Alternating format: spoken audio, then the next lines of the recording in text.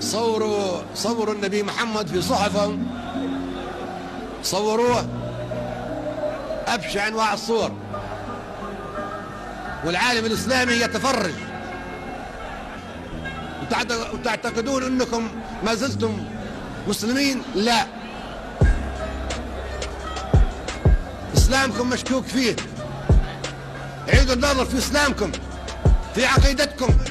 الذين صوروا النبي محمد في جرايدهم أبشع أنواع الصور، وتتعاملون معهم وتشترون بضائعهم وتدعمونهم وتستقبلون سواحهم، تستقبلون طائراتهم، تستقبلون سفنهم، تستضيفون سفاراتهم.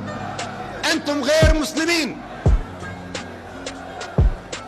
أي مسلم يجب أن يقاطع هؤلاء، فليجدوا فيكم غلظة. الله قال فليجدوا فيكم غلظة، ولكن لأنه الليونة والخنوع لستم على الإسلام، لستم على الإسلام في شيء.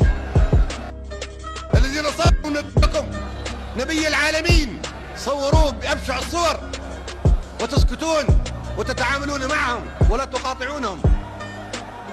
الذين يدمرون المسجد الأقصى تتعاملون معهم وتعانقونهم.